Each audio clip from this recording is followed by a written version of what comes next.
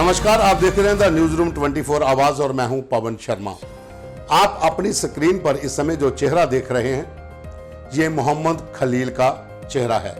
ये हिजबुल मुजाहिदीन का एक बहुत पुराना ओवरग्राउंड वर्कर है या फिर इसे हम आतंकी भी कह सकते हैं क्योंकि ये आतंकियों का मददगार है। मोहम्मद खलील कश्मीर का रहने वाला है और पुंछ बाराजोरी में कई बार आतंकियों को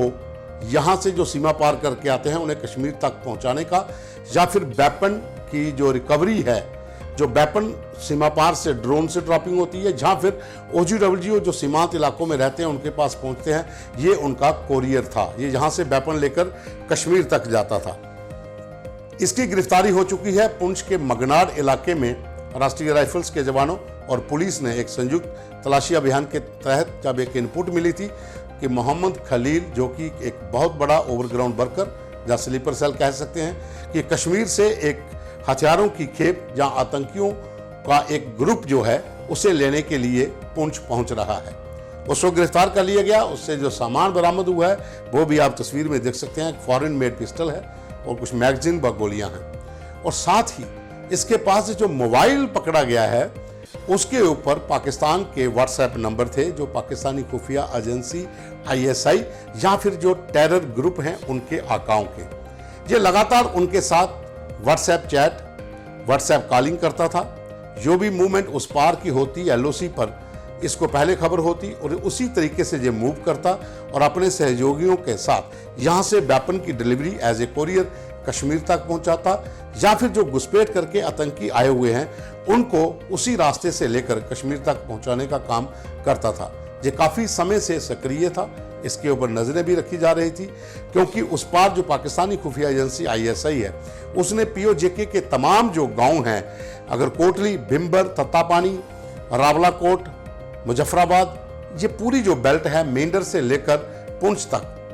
इन इलाकों में अपना एक मजबूत नेटवर्क बनाया हुआ है। जो लोकल्स हैं उनके जो रिश्तेदार यहाँ पे रहते हैं उनके साथ एक OGWGO का एक बड़ा नेटवर्क काम कर रहा है। और खास करके कश्मीर के जो स्लीपर सेल के लोग हैं वो जम्मू और कश्मीर,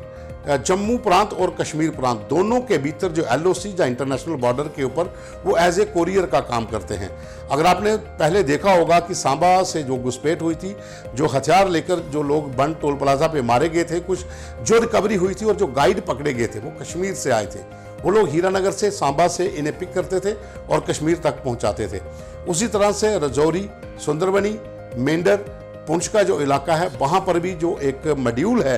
जो टेरर आउटफिटों का, जिसे हम स्लीपर सेल या OGWGO कहते हैं, वो लोग भी यहाँ पर इन लोगों को रिसीव करने आते। जब वेपन से जो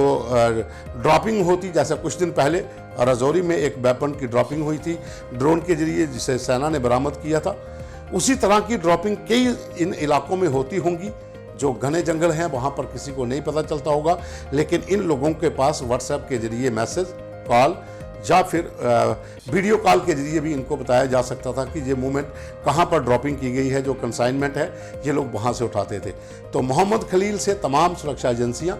सुरक्षा वालों के लोग जो है इनसे पूछताछ कर रहे हैं। इस समय पुंछ में पुलिस की कस्टडी में है और लगातार तमाम एजेंसियां इनसे पूछताछ कर रही हैं। हालांकि ये पहला मामला नहीं है, इससे पहले भी मगनाड, सलोतरी और मेंढर के जो इलाके हैं, किरनी, इन साइड में बहुत से ज़्यादा ओवरग्राउंड वर्कर जो हैं पकड़े गए। लेकिन अब इस समय जो पिछले 2 महीने से जम्मू प्रांत के भीतर लगातार आतंकी हमले हुए हैं, वहाँ पर जो आतंकियों की जो मूवमेंट संदिग्ध थी किन किन इलाकों में हुई है, उसे देखते हुए ये अंदाज़ा लगाया जा रहा है कि डोडा, किश्तवाड़, भदरवा, कठुआ, मशेड़ी, बदनोता, जहाँ पर ये अटैक हुआ था जिसमें भारतीय सेना के 5 जवान शहीद हुए थे, और ख़ास करके जो लोही मल्हार का इलाका है और हीरानगर सेक्टर के बहुत से पहाड़ी इलाके, यहाँ पर OGWGO का बहुत बड़ा नेटवर्क आतंकियों के लिए काम कर रहा है। कुछ निशानदेही भी हो चुकी है, कुछ लोगों को हिरासत में भी लिया गया है। कठुआ में जो हमला हुआ था उसमें 2 लोगों को पकड़ा गया था। उसमें दोनों लोगों की जो पूछताछ हुई उससे ये भी खुलासे हो रहे हैं कि बहुत से लोग जो पुराने जो आतंकियों के जब जम्मू कश्मीर के इन इलाकों में 90s के दौर पर आतंकी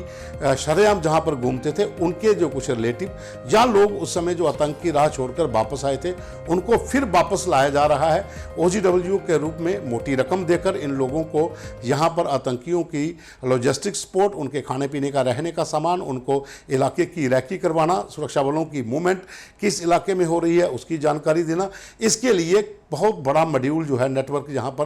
काम कर रहा है। और जैसा कुछ दिन पहले जम्मू कश्मीर पुलिस के पूर्व DGP डॉक्टर SP बैद ने भी कहा था कि जो एक OGW या स्लीपर सेल का नेटवर्क एक ख़त्म हो चुका था, अगर कहा जाए कि वो एक बिल्कुल समाप्ति की कगार पर था, उसे फिर पुनः एक्टिव किया गया है। और इसमें तमाम जिले जो सीमांत इलाकों में हैं, वो चाहे इंटरनेशनल बॉर्डर के हों या फिर LOC के इलाके हों, इन इलाकों में इस नेटवर्क को फिर से जिंदा किया गया है और मोटी रकम देकर इन लोगों को आतंकी राह पर लाया जा रहा है। और जो सीमा पार से ड्रोन से जो ड्रॉपिंग होती है उसकी रिकवरी करना, या फिर आतंकियों के ग्रुप जो आते हैं उन्हें लेकर वहां तक पहुंचाना, ये लोग काम करते हैं। तो मोहम्मद खलील जो हिजबुल मुजाहिदीन का एक पुराना